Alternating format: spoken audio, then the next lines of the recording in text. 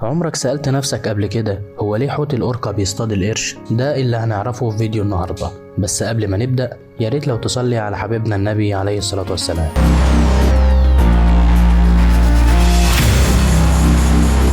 في جنوب افريقيا في حاجة غريبة قوي حصلت هناك. سكان المدينة اتفاجئوا بان في 19 سمكة قرش كل حاجة فيهم سليمة ما عدا جزء واحد بس متاكل منهم وهو الكبد. يا ترى ايه اللي حصل؟ هل هو مثلا طبيب جراح متخصص هو اللي عمل كده ولا في حاجة تانية هي اللي عملت كده؟ من هنا ظهر عالم الاحياء البحرية أليسون تونر واللي قدر يكتشف ان السبب في ده هو حوت الأوركا، ودلل على كلامه بآثار الأسنان على جسم القروش بان دي طريقة اكل حوت الأوركا. لكن الأغرب من ده هو تركيز حوت الأوركا على إنه ياكل كبد القرش بس وما ياكلش أي حاجة تانية، والسر في ده هو قدرة حوت الأوركا على تمييز أثر الطعام. فحيتان الأوركا شايفة إن أي أكل مليان زيوت ده بيحسسه بالشبع وتعتبر يعني كده أكلة دسمة بالنسبة لهم، ومفيش أكل مليان زيوت أكتر من كبد القرش. والأعجب من ده إن حيتان الأوركا مش بس بتستهدف نوع واحد بس من القروش وتروح تاكل كبده، لا بالعكس، كل ما كان القرش أكبر كل ما زاد شهوة حوت الأوركا لكبده. فهتلاقي ان عدد من القروش كانوا بيتجمعوا كده في منطقة معينة في المية علشان ما يتاكلوش من القرش الاكبر منهم واللي كان اسمه القرش الابيض،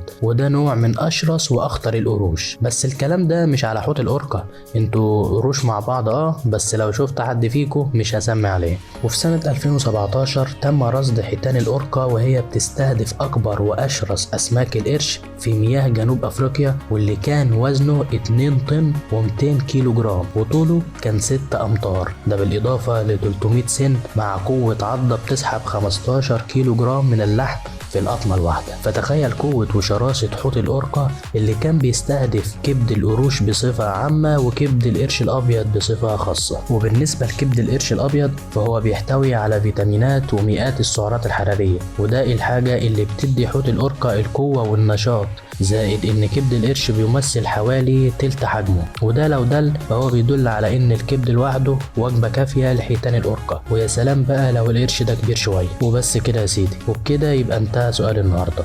لو عجبك الفيديو ما تبخلش علينا باللايك والاشتراك في القناة، واكتب لي كومنت حلو علشان ده هيكون سبب في اني استمر واطور من نفسي. وشكرا للمشاهدة عزيزي المستمع، اشوفك في حلقة تانية بإذن الله. سلام عليكم.